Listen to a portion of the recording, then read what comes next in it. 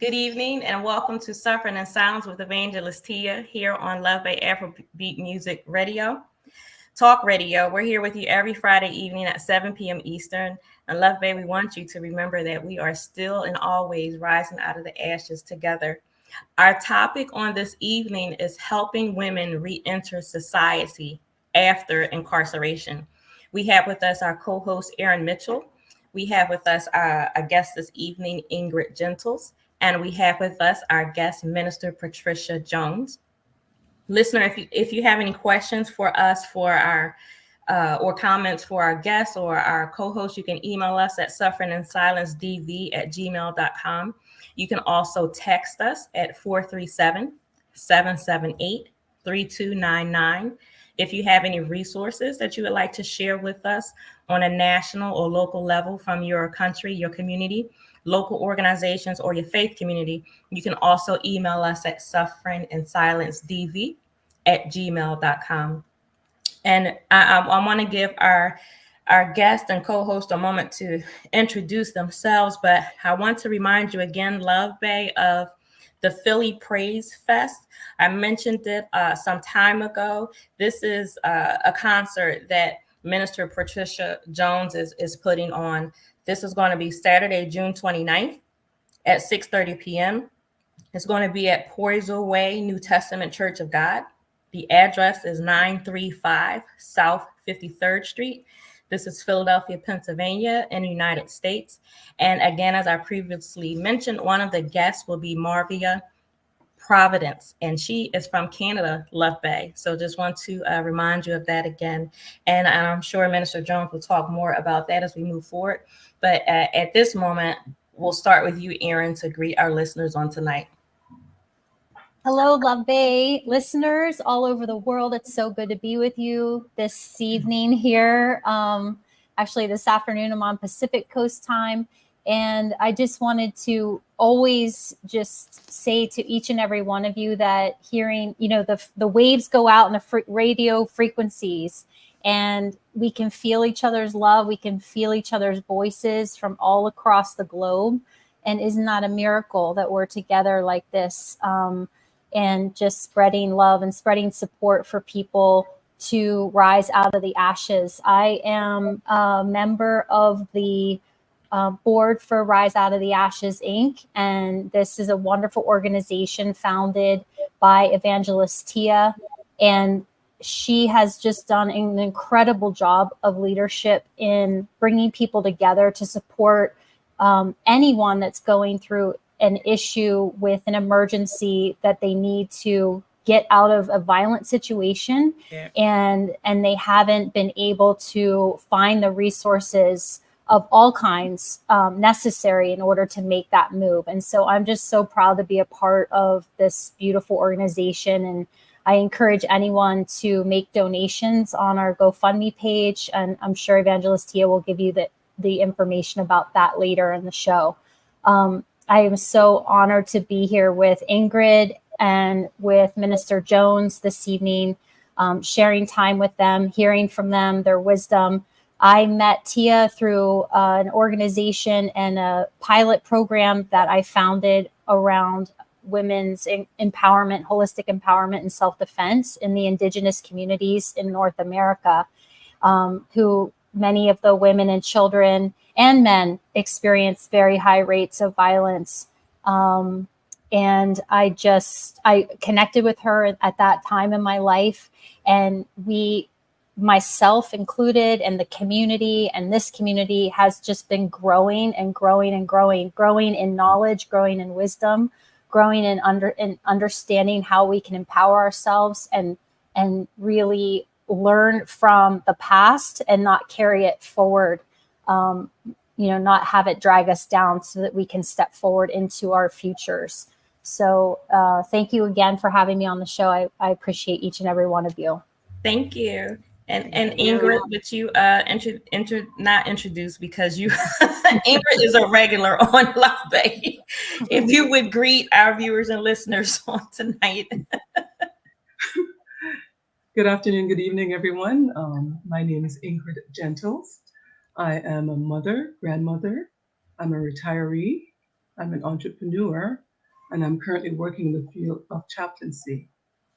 And having working in the field of chaplaincy, listening to what Erin just said, I've also been helping and dealing with women who are actually experiencing abuse.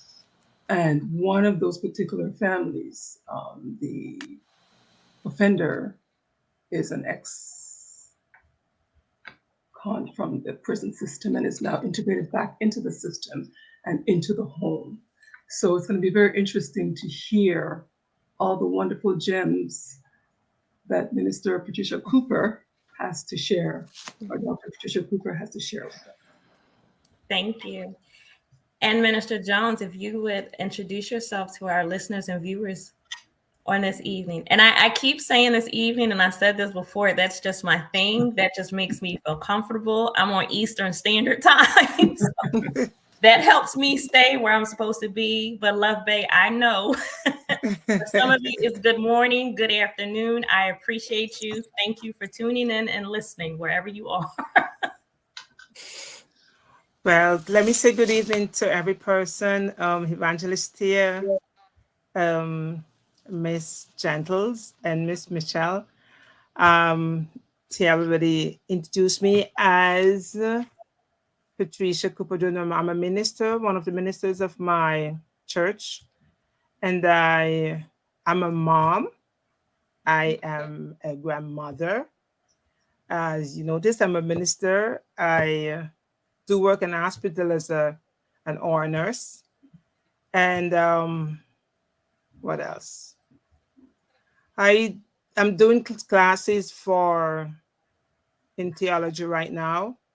And even though, being a minister, every person or a lot of persons is going to ask you questions. And then I need to know more.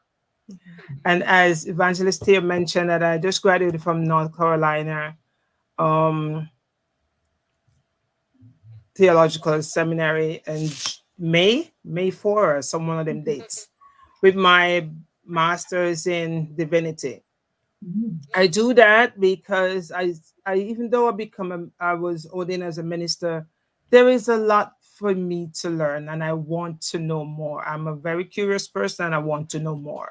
So I'm venturing further into this thing. Then the next course I will be doing is the doctorate. So I'm gonna not be able to sleep again for a long time, but that's okay. That's okay because I want to do for him, and I've been in the prison since 2010, and if you want me to, I'm just introducing myself. So should I go on or should I? Well, I want to take a moment. I want to share some resources, and then I will come right back to you. Okay, so yeah, just introduce myself as going to the prison and preach like 2 times per month since 2010, and I've seen things that not really rest well with me with some of these ladies. So here I am trying to figure out how can I help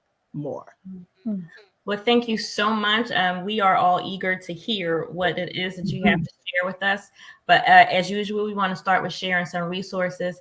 And as Erin mentioned previously, we at Rise Out of the Ashes, we are still in a process of raising funds for our nonprofit. And our endeavors include providing immediate and emergency funding for victims and survivors of domestic violence. We help individuals with relocation, with transportation, doctor's visits. We help with personal toiletries, medications, with the needs that come across, utilities, rent, mortgages. We help as much as we can, but we need finances to do that. So if you would like to donate to our GoFundMe, you can actually go to the website GoFundMe and look for our nonprofit, which is Rise Out of the Ashes, Inc. You can write out a check if you would like to, if you prefer, to Rise Out of the Ashes, Inc. And you can send that to our P.O. Box, which is P.O. Box 15. And we are in Drexel Hill, Pennsylvania. Our zip is 19026. As a resource, I would like to share Pastor Darius Daniels. He's the pastor of Change Church. He has several locations throughout the United States. His YouTube channel is Darius Daniels TV, and his website is dariusdaniels.com. And Love Bay, as I've mentioned before, I believe if you once you get to a certain point in your healing process, there's always a deeper healing to get to. And I Right, believe when right. you're at that point to get to that deeper healing, I believe that his messages would be helpful to you if you would like to tune into that. We want to share the National Domestic Violence Hotline. Their website is thehotline.org. Their phone number is 800-799-7233. That is in the United States. Also in the United States, we want to share the National Helpline for Substance Abuse and Mental Health Services. Their phone number is 800-662-4357. In the UK, we want to share the National Domestic Abuse Helpline. Their website is nationaldahelpline.org.uk. Their number is 0808200247, or you can visit Women's Aid, AID. Their website is womensaid.org.uk. And then in Canada, we have the Canadian Women's Foundation. Their website is canadianwomen.org, and their phone number is 1-866-293-4483. And with that, Love Bay, we move into our topic on this evening, which again is helping women re-enter society after incarceration. And so, Minister Jones, I really just wanted to ask you first and foremost, what is your program and why does it exist? Why was it necessary? Or why did you feel it was necessary for you to create this program? I feel it was necessary. I remember I've always wanted to go into the prison, but I just didn't know how. And I remember having this classmate when I was going to community college at Philadelphia, and she was telling me all about it. And I said, I want to be a part of it. I always want to be a part of it, but my church wasn't doing it. But she said, in order for me to be a part of it, I have to join her church, and I didn't want to do that at the time. So I struggled with it. I'm not sure. Within my spirit, I felt like God want me to do it, but then I wasn't mature enough in the spiritual world, as to say, doing this as a ministry. I wasn't in the mature state to know that. And since my church wasn't doing it, but I still have it in my mind, and I would say God really do want me to do it, because lo and behold, there was a church sister who was newly coming to the church, and we become friends. So we will talk about different ministries, and one of the ministries that we talk about was going into the prison. And I said, I've always want to do that. How do I do that? And she said, do you want to do that? Do you really want to? I said, yes. How do I do it? And she said, don't worry, I know people. So she went and she get all the information there is, and then she came back, and then she said to me one night we go to church. She said, we have an orientation in a prison, so get ready. It was going to be on a Sunday evening, and I get ready, and we went and we have the orientation, and then I started to visit the prison in I think I can say it, in Bucks County. Mhm. And I would go in there and sit in it. What this would be a one-on-one thing. It was just me and that particular person. And I remember having this lady, she read the Bible, she said, for 7 times. So when I go there and we were having our discussion, it was so easy because she understand what I'm saying and I understand what she was saying. Sometimes she might say it in a different way, but since I know how, I would, explain this to her and explain that to her. And then she moved from that prison to another prison, and then we would write to each other. And I remember somebody was saying that's weird. And I'm like, oh, what is weird into that? Oh, you're going into the prison, you're making friends into the prison. And I'm like, I didn't see anything weird about that. I just like the connection, because then she would tell me her progress when she went to the other prison. And then she would write back to me, I write back to her. But she only had the church address. So then my letters from her would come to the church. and then they would give it to me when I go to church, and we communicate like that. But then I was doing prerequisite for nursing school, and then it was a little bit hard. I was doing this one math class, pre-calculus, and I just couldn't concentrate, and I have all these things to do. So I kind of drop out of that, going to that prison. And then I started to go to another prison in Springfield. And we would go there like 2 times for the month. I noticed that some people didn't really have the passion to do it, so they stopped going. And those who were like the top persons, the go-to persons for the prison, for that ministry, they weren't going anymore. So they kind of revamped the whole thing and said, okay, well, at the time I was a missionary. So missionary Patricia would be the leader for the prison ministry. And I said, okay. So I dedicate myself to it. I remember times when I'm running a little bit late. My job was a little bit lenient with me, with some of my coworkers, because they understand what I was doing. And that was a good part about it. And I think God was in this story. I say God was in this story because persons who I have to relieve, I would be like probably 5-10 minutes late for work. And persons who I have to relieve, their relatives were doing prison ministry too. So they didn't give me a very hard time. I would call and said, I'm running late. And they said, oh, don't worry. Take your time. We are here. We wait until you come. And I know God was in this all the way. And it so happened that when I go into the prison, I realized that I talk to these people and they explain to me the struggle they go through. They will come out of jail. They will get a job. They didn't get a chance to see their probation officer on time, so they would throw back into jail. And I remember seeing this one girl, and I said, I thought it said you were leaving. And just said, yes, I left. But this is what happened. People leave out. They don't have anything. They lost their family, they lost their children. Of course, they're going to lose the children because there is nobody to take care of them. So, of course, they're just going to take them. They lost their jobs. They lost their homes. And I know that somebody knows how to get home for these people. But somehow nobody want to tell me. I went to different programs to get information on how do I do this. And when I'm like very close to it, then everything just shattered. I went straight back to square one. So I said, okay, I don't have money. I don't know where to go. I don't know what to do. So I eventually met this one girl at the bank, and right in the midst of COVID, when you have to go to they call the PAT machine. So you would see a live person talking to you, and they should give you your money from that. And I don't know, we just start talking about church just like that. And she passed her number to me, and I said I promised I would go to her church, but it didn't happen. I have so many different things doing, and I didn't get a chance to go.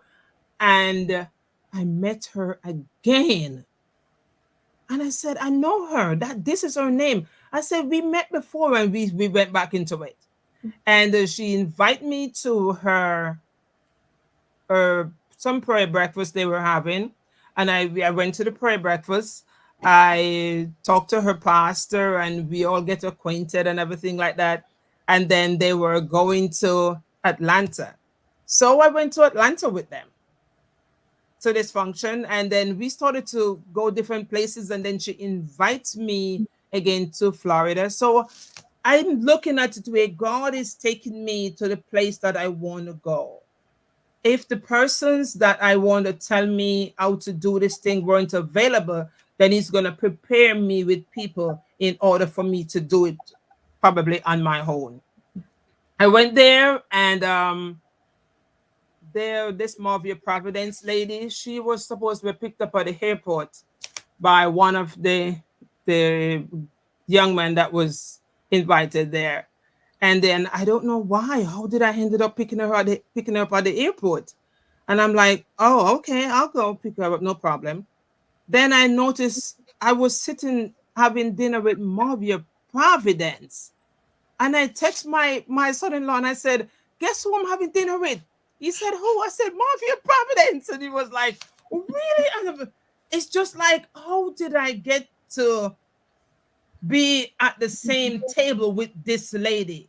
I don't understand. And I watch it and watch God set me up in this place, because I remember there was a time I was going through a phase in my life when this lady and her song was just bringing me back to reality. Mhm. This was a lady, her songs would get me up out of bed in the morning. I was at a place where, oh my God, I don't know what was going on, but she was the person who was getting me out of bed in the morning just by her songs, her That's powerful good. testimonies and things like that. And we had dinner, and the Holy Spirit said, I have a concert. I said, concert? You know, I don't have any time for concert, first of all, because I have school, I have work, I have all these things. I don't have time for all of this. I said, concert for what? To get home for those ladies. Mhm.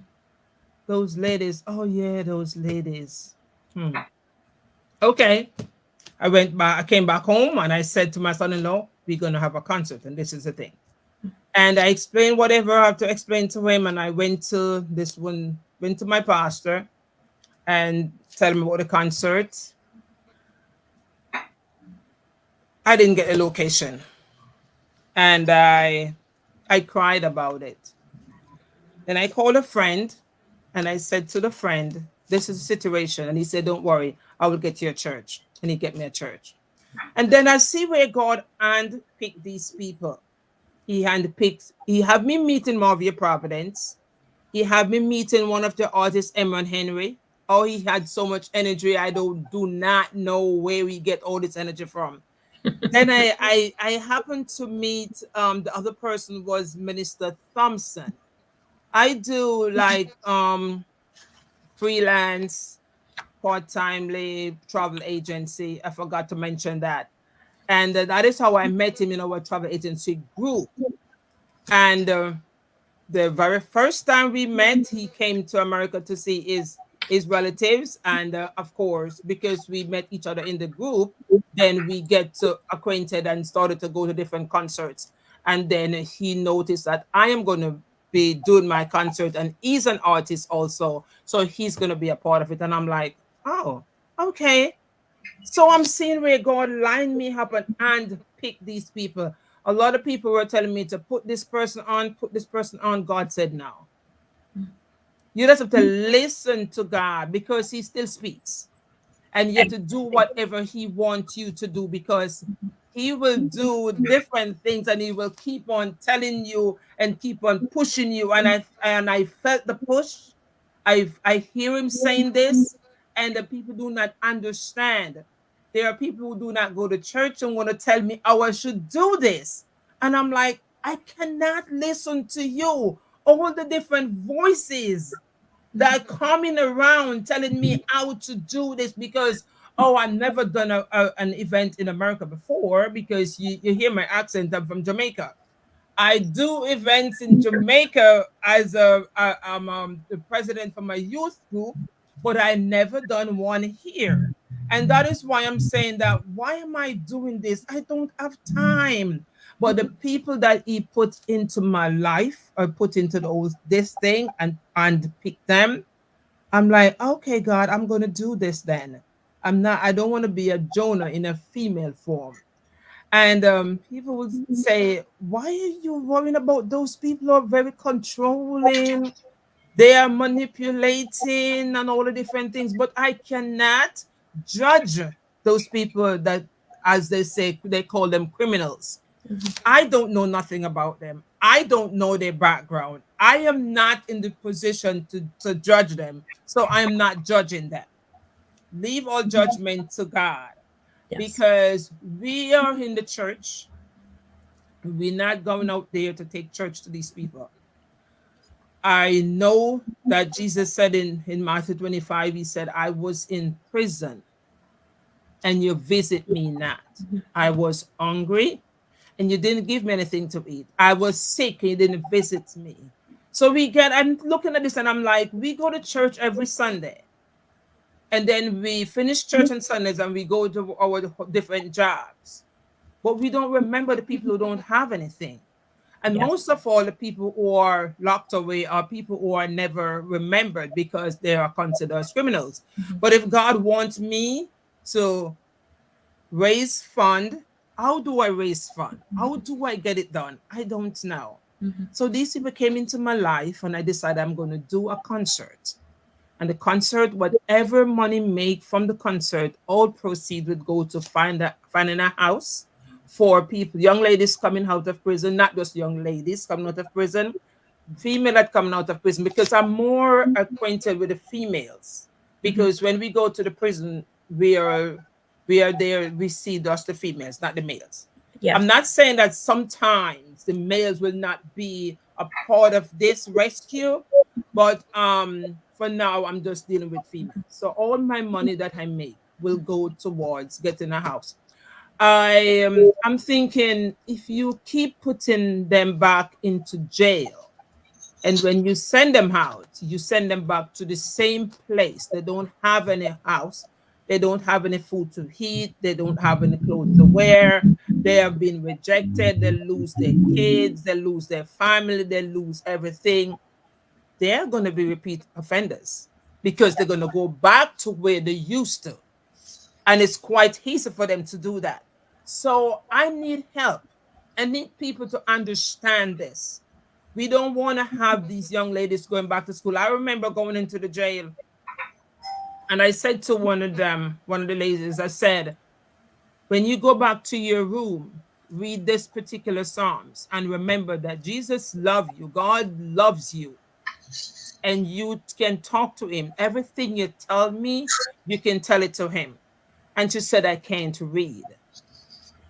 And I felt a ton of break just hit me because I'm not judging her age or judging her why she can't read, but I'm like, somebody in her age should be able to read and to write. But what happened? I have no idea what happened. So I said, okay, these people need help. They Yes. need a place where they can feel comfortable. They can go back to school. They can get a job and things like that. Okay. Also, I'm thinking I'm not having them living their life forever. But this thing come true and it will come true because this is all about God. They can stay there for a time. I will help them. We're gonna help them find a job. We're gonna help them to get back to school. We're gonna help them back to get back on their feet. And then they have their housing. We're not gonna leave them there because we're gonna have groups. This is in what the Lord is trying to put in my mind. Get them involved in groups and things that can support their thoughts and their mind and keep them away from being offenders. I'm Yes. not saying that everybody is going to be interested, but those who are interested to change their life from the worst to the better, I'm there for them. Well, I believe that we understand full well what your plan is, what your vision is. First of all, my hat's off to you for the work Thank that you. it is to do, because it's two parts. You know, first the actual going into Mhm, offenses and dealing with women on that level, be it a Bible study, be it prayer, be it conversation, but mhm, building those relationships. You know, that's one part we can clearly see, and then the second part of actually being able to come out and come into society and have mhm. temporary housing, at least Right, right, prepared until you can get to where you need to be or want to be, and to help it with the finding work and finding school. right. We understand that. Hats off to you. So, the effort of raising funds through this concert, we understand, and I hope that you get what you need to keep doing what you do.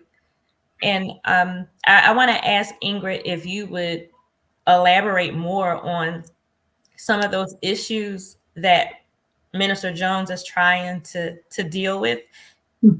When you talk about repeat offenders, it's not always that someone came out of prison and they just went back and did whatever they did again to go back. No, sometimes it's for whatever reason, I couldn't get to my parole officer. And so I was put back into prison for that. Yeah. I missed a meeting that I couldn't get to because I didn't have transportation to get there. I didn't have a job because I couldn't find one. It's hard to find employment. It's hard to get into school. It's hard to find housing when you don't have a criminal record. So when those things are against you and you're facing that, sometimes when we say repeat offenders, it's not because this person went and broke the law. It's because these issues were stacked up against them. And they have the help that should be readily available, or that I believe should be readily available to them. So Ingrid, could you elaborate on that a bit more on those issues? Yeah, just listening to Minister Jones, and the word that came to me when she said, those individuals who are constantly faced with issues that wants to sort of propel them to go back into prison. It suggests that when there's a loss of hope, when there's no sense of hope that you can get a job, you can get back into the system, you can get integrated back with your family, with your children. Some of these individuals are struggling still with rehabilitation from substance abuse, right? And they come out of the system and they're thrown back into society, but they have truly not really been completely rehabilitated from many areas, right? And so I believe that our system is a bit outdated and needs to be revamped. It needs to be looked at. For the example that you've given of an individual meeting with his or her probation officer and happens to have missed or run a little late and missed that meeting, something as simple as that can send someone right back into the system. Someone who has always been on the right path, who's trying very, very hard, who's being diligent, who's following all the rules. And simple fact that I missed my meeting with my probation officer, I was extremely late. I may have very good reasons, I'm not sure the details, but something as simple as that. I find that the system is somewhat rigid. And I understand that there needs to be rules, but there also needs to be some flexibility. Look at what the person is doing while they're out there integrating in society. Look at how they are living their lives. If they're living their lives according to the value of society, my goodness, if you miss a meeting with your probation officer or you're late or something, that needs to be, some grace needs to be given there. So if the system is going to be on a rigid assessment, it really doesn't allow for individuals to be truly integrated and to be truly successful at becoming what the society considers citizens of society. So the system itself, just from what I'm hearing, the little that I've known in the past, the system itself is interfering with actually helping these individuals to become truly integrated and truly rehabilitated and doing well in society. So our system is a problem. Yeah. To me, it seems just from being in society, to me, again, it seems like the political, judicial, financial, even health systems, and I'm speaking of the United States, from what I see and know and understand, it seems that these systems actually create problems for those it should be really helping. I mean, more problems are created for the poor, for women, for children, for minorities. Instead of answers, instead of solutions, it seems that you're punished for not having.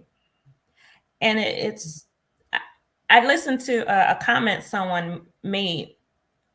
It was this week, and he said, if you're born in the United States, then everyone who's born here, you're born on equal footing. You have a fair chance. Everyone can just be whatever you want to be in your life. You can do whatever you want to do.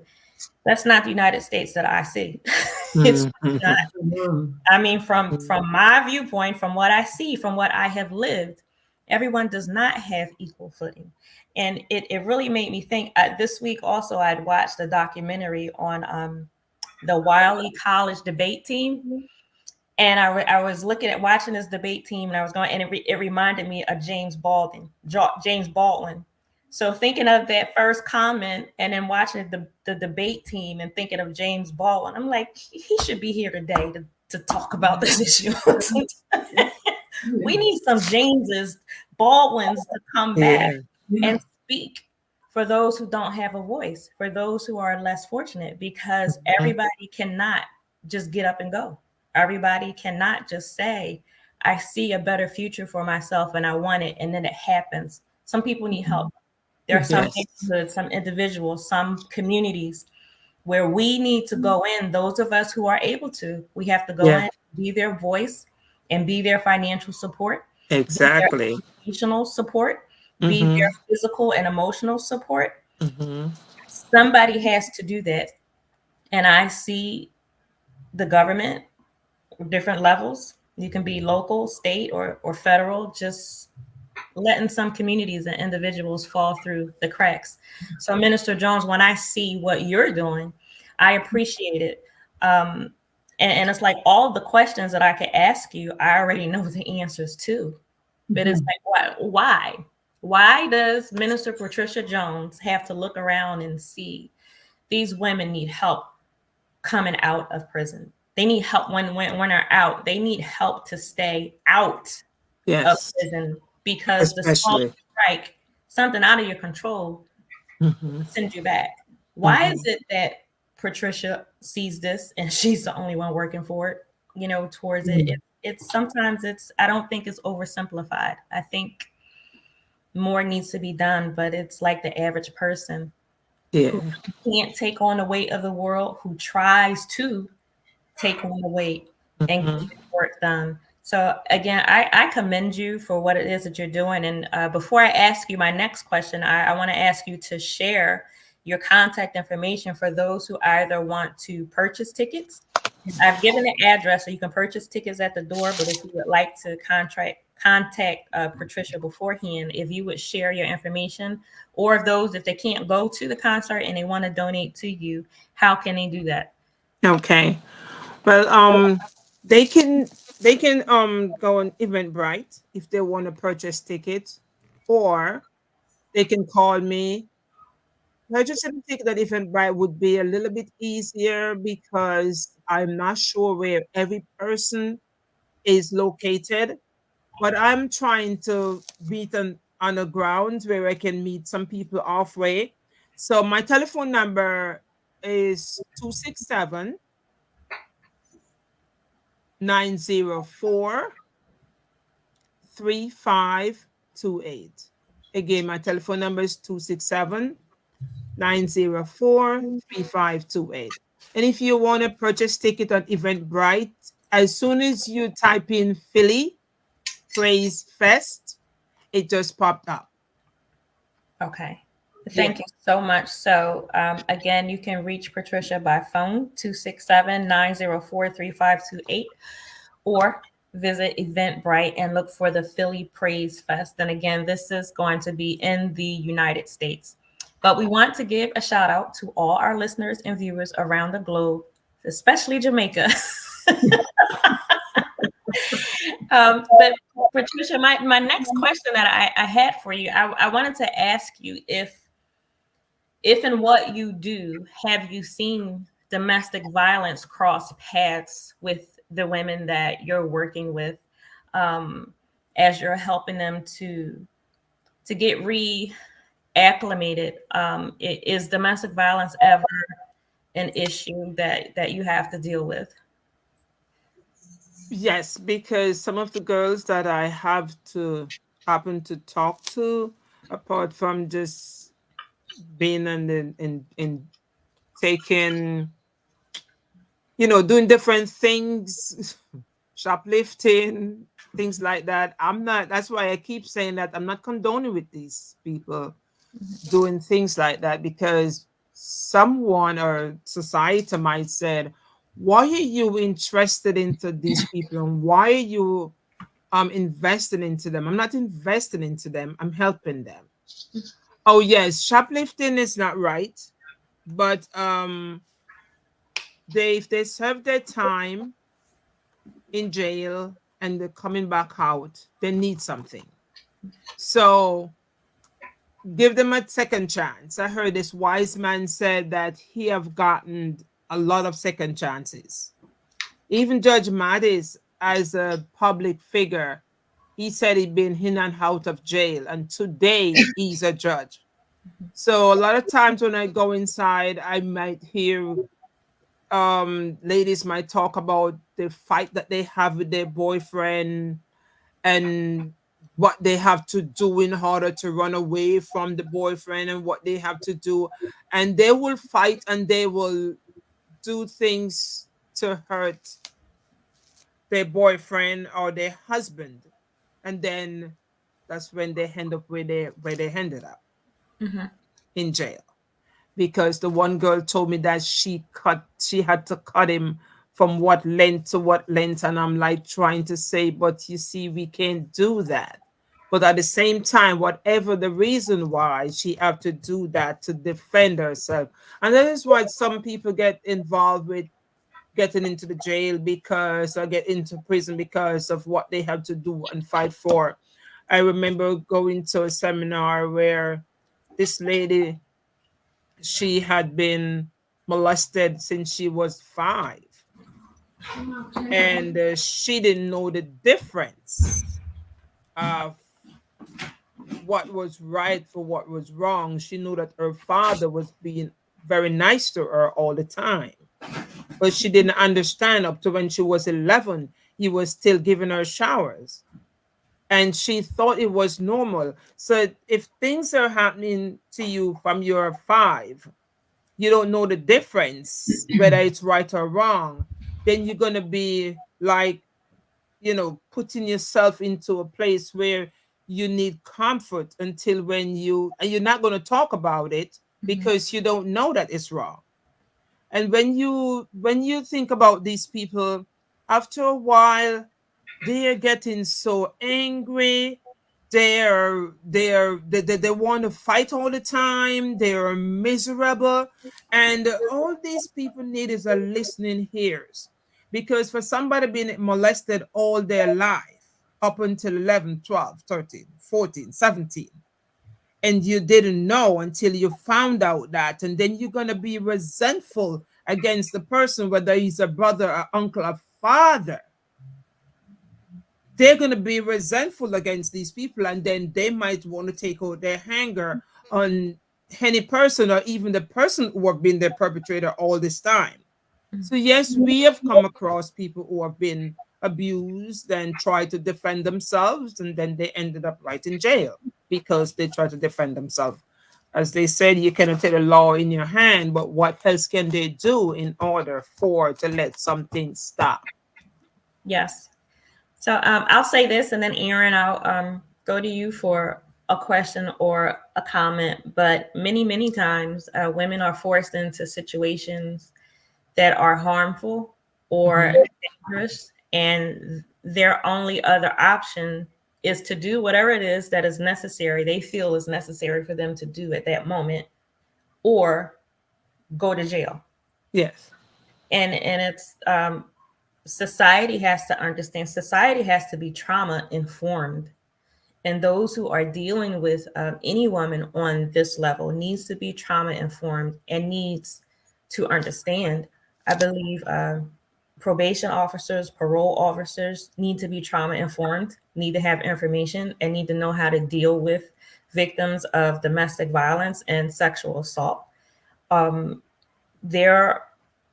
It's a truly hard decision to stay with this person who is hurting you because you have nowhere else to go, and the only other option is go back to jail because you have to have an address. So it's on so many different levels. There are so many areas that need to be addressed, and you cannot just chalk it up and say, well, this is a criminal. No, this is a person Yeah. who has the right to be respected, to be treated as a human being, just like anyone else.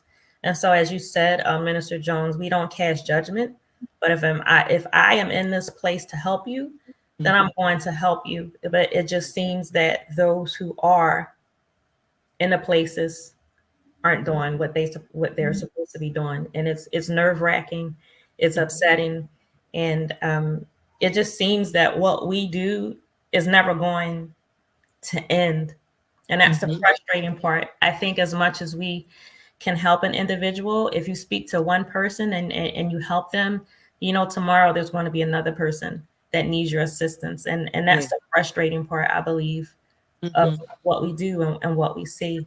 Erin, do you have a question or a comment?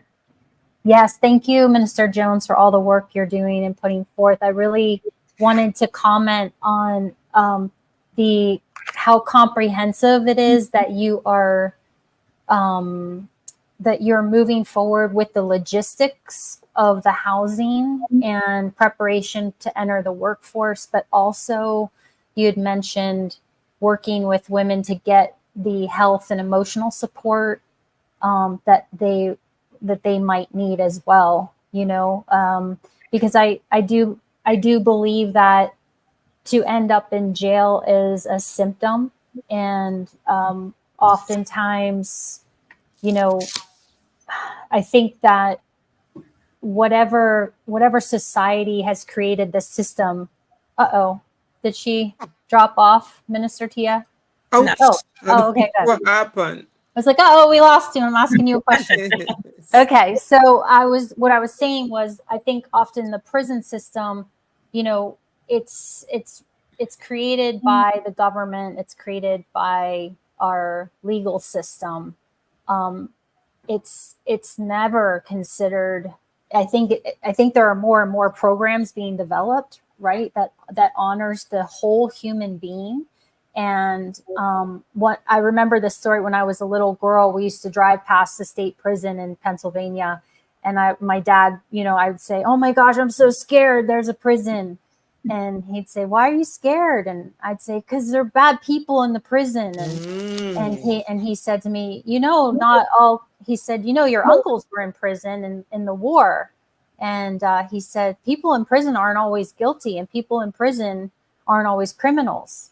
And he said, never think about a prisoner that way. You always meet a human being, and you see their human experience, and you stay open to their story. And so I feel like what you're doing with this holistic approach is just inviting these women to give them the opportunity, and the more help we can give people that leave that system to go back to this, the root cause, right, of maybe what landed them there, whether it's the abuse or whether it's the pent up anger, or the hurt, or the lack of love that maybe they didn't receive as a child, or maybe a chance to own and take responsibility for mistakes, right? Like, that's even powerful in ourselves. So many times, like, we have to just face what we've done wrong, and on so many levels, right, in our relationships. And so I guess I just wanted to hear from you, how have you been able to work with the women on and make connections with the women? Where are you finding that if they get mental health and emotional support, and like Evangelist Tia said, the trauma informed conversations, are you finding that that's really what they need, even as much as maybe a job or housing, etc.? So of course, because what I notice is that they're not being given a chance to give their voice. because I'm thinking because they are considered criminals, nobody want to listen to them. Mhm. And sometimes when you go into prison and you talk to these, you can see some of them are depressed, they're crying, and the words that they will use. When I said they would use, like persons who might have experience with them or not, they will say, "Oh, they are manipulative, so don't trust them Mm, and don't listen to them." mm, Like I said, I cannot judge them because I don't have the qualification, if that's the right word I'm to use right now, to judge them because I don't know them. My part about this whole thing and being with them is to ensure them that Jesus still loves them. mm, So I'm there with a biblical part of to solve whatever problem they have in that way, if it will help, because they are thinking that, oh well, I'm a outcast, nobody wants to be with me, even God himself might have given up on me. No, he have not given up on you. mm, So I have to go in there with an open mind of not judging that person, Mhm. and I have to listen. That is how I understand what they are going through. The one girl, she told me that she happened to, she was selling her medication, and nobody's gonna listen to her telling the reason why she was selling her medication. And then she ended up doing whatever, and it lead to whatever till somebody died. She'd never get a chance to explain herself. mm, But when she explained it to me, and if she explained it to somebody else, then they would understand. Sometimes it's not an issue that they want to do it. Mhm. We all do things and end up in the wrong place mhm, and at the wrong time. And a lot of us out there walking, we could be in jail. I myself could be in jail. Yes. I mhm, remember when I was going through a phase in my life. This happened when I'm in church, and all of a sudden, somebody in church get involved with my husband, and they were um getting their things going on or whatever it may be. I saw myself, prison just flash across my face. And it was a deacon from the church who said to me, "You can't do that." And I was so angry that I said, "Nobody can stop me from doing that." And until he tries to let me understand that you are going to waste your life away. So when I go inside the prison and I talk to these ladies, I said, I could be in there with you. Mhm. I could be here. mm, That deacon pointed out to me and said, they will get you arrested. And at the time I was saying, I don't know. I don't care. I just didn't care. Reality struck when I get accepted to nursing school. Then there was an investigation that let me wake up and realize that they did such a deep search on me that they were able to link me with a brother-in-law that I have that we were not even in touch with. And that kind of wake me up really fast, because how did they get me connected with this person? We haven't seen him coming around. So it's just that the mercy of God. And with this deacon keep on talking in my ears and trying to let me understand what can happen and what I should not let happen to me, like wasting my life away. I'm saying that to say this, that not everybody get the opportunity that I have, Mhm. that I got at the time, for somebody to talk to me, for me to pay attention. No, you can't do this. It doesn't worth it. He doesn't worth it, and she doesn't worth it. you know, sometimes they just need a listening ears, that somebody need to let me explain myself to you, what I am going through. Right. And I don't think that they have enough ears. I don't think so.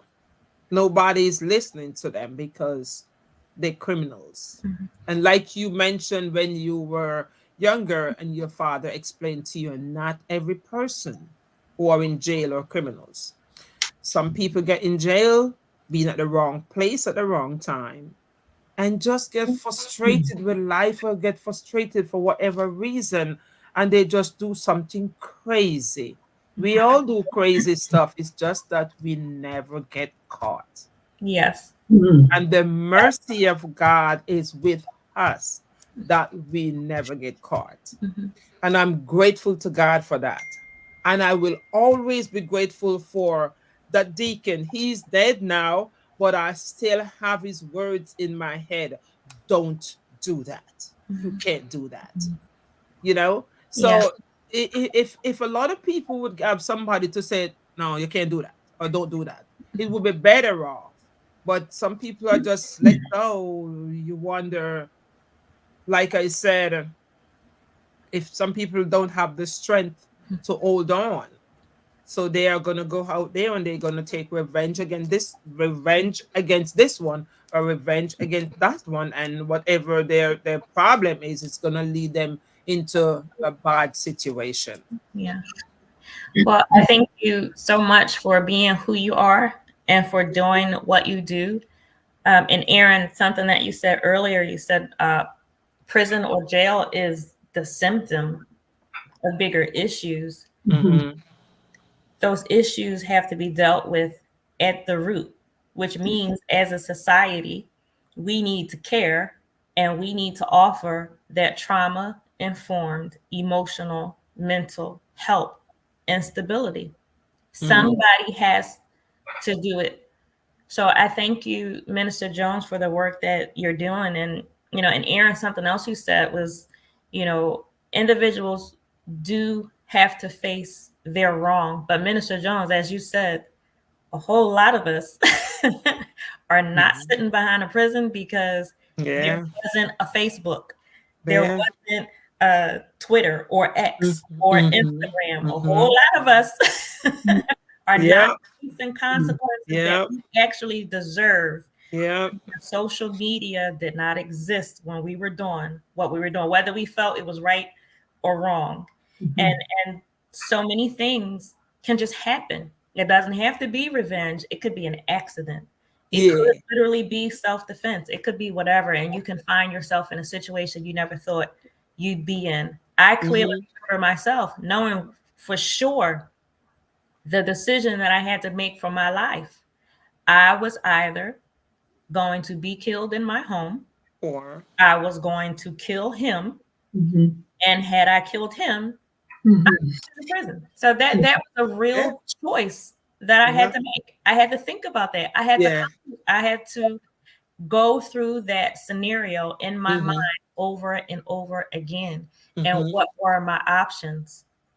And you can't plead self-defense in Philadelphia. That doesn't work. That does not work.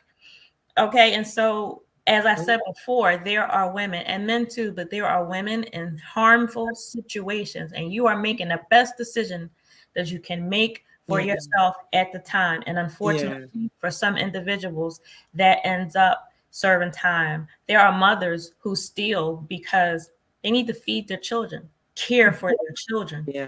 keep the lights on. So everyone isn't doing something. And like Minister Jones said, we're not condoning No.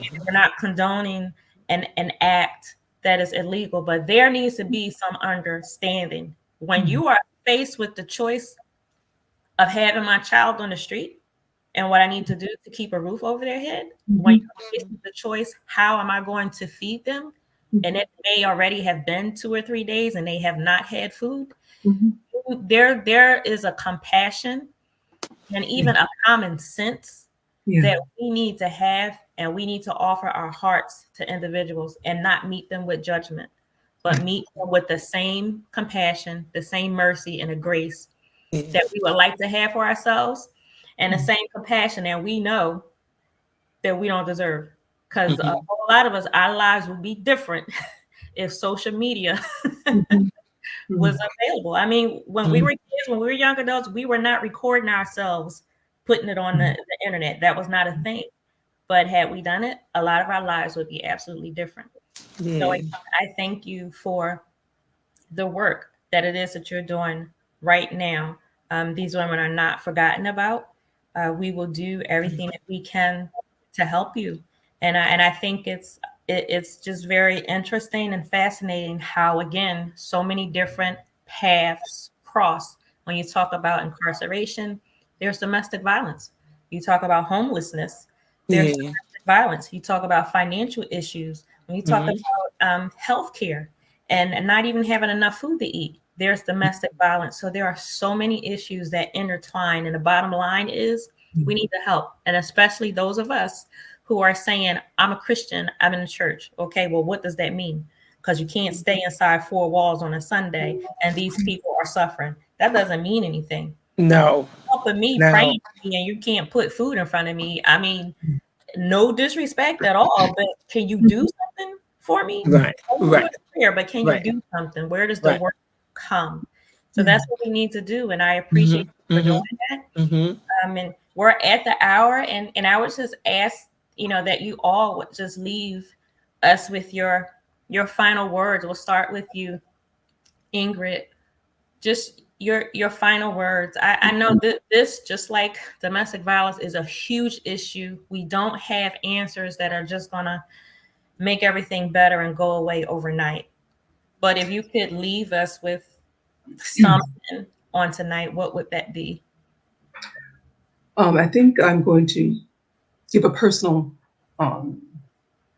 experience. In 1987, here in Canada, my aunt was shot and killed, died at the hands of her husband. And it was very unfortunate because I believe that this could have been prevented. The system at the time was not handling her complaints and her reports effectively. As a result, after her death in 1987, and our case that we filed against the police and so forth, it was made clear that from now on, anytime a woman calls because of domestic violence in the home, someone has to leave. Someone has to be taken out and someone has to leave. And so the laws was changed from that simple situation, unfortunately, that plagued my family.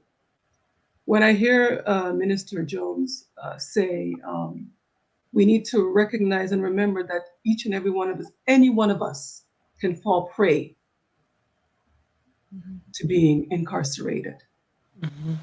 Never judge, because you never know. My aunt didn't fight back, but I am someone that would fight back and could very well have ended up in prison as opposed to losing my life. So there are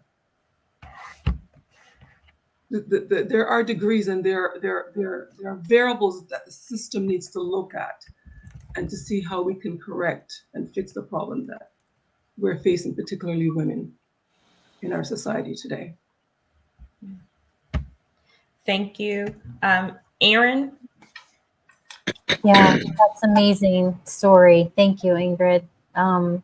Just such a pleasure to be with each and every one of you tonight. It's so uplifting to know that the good work is being done. I wanted to mention it. Maybe you know this. Maybe many of the listeners do know this. But there is a program called NADA, and it is it's basically a national acupuncture detoxification protocol where you can go into. I did it in my training as an acupuncturist and went into prisons and treated people that just with the ear, and it's a really easy certification, and it helps with emotional, physical, mental support on a holistic level. And it just could be something that you can get trained in. Everybody, people that are working in your program can get trained in.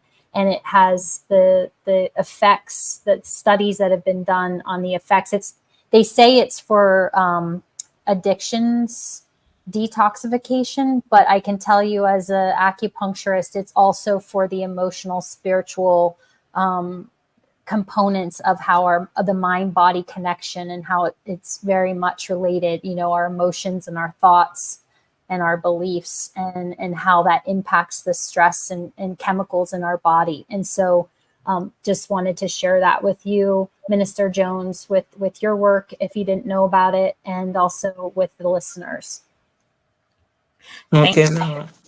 And so, Minister Jones, before you give us our final word on this evening, I just want to share again, Love Bay, with you, the Philly Praise Fest concert. You can go to Eventbrite to get more information. You can go to Eventbrite to get your tickets, or you can call 267-904-3528.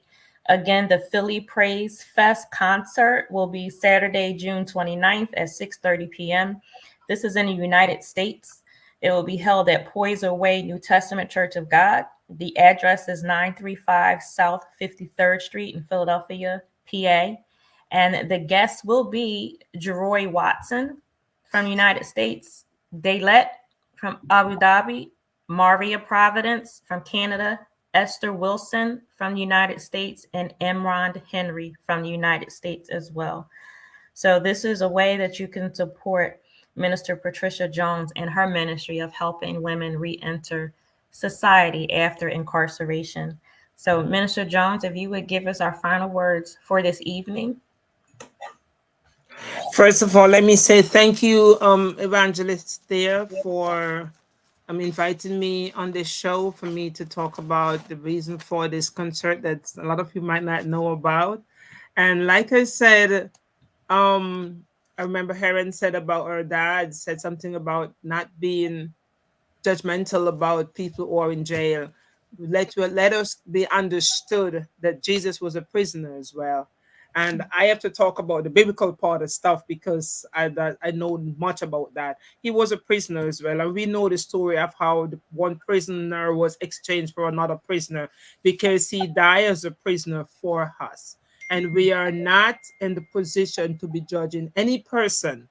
Like I said, my final words and what I constantly said, I'm not condoning with what they're doing, but let us help them for them not to go back into the same place where they have been in.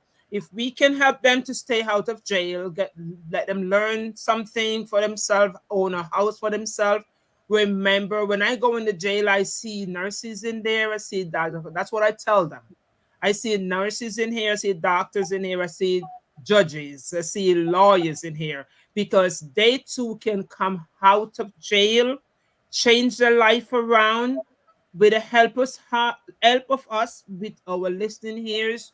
Sometimes they just want to have a ear for us to listen to what is going on with them. And if we listen to them, then we will understand where they are coming from.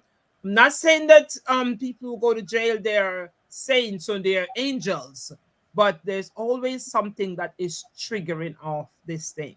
So if we can nip it in the bud and stop it from there and help those who want them to get the real help to go back to school and to make better of themselves. So if individuals out there who understand what I'm saying really and clearly, help us help them so we can have a better world. Not just in America or Jamaica or wherever, all over the world, so we can have a better world. Thank you, Minister Jones, so much. You're welcome. For you to come back in the future and give us some updates and see how things are going, and sure I will. Find out how else we can continue to be a support to you. Love Bay, if you want to catch up on previous episodes from our program, you can visit our YouTube channel, Suffering in Silence DV. We thank you so much for joining Suffering in Silence with Evangelist Tia here on Love Bay Afrobeat Music Talk Radio. We're here with you every Friday evening at 7 p.m. Eastern. And Love Bay, we want you to remember and know that we are continuing to rise out of the ashes together. Good evening.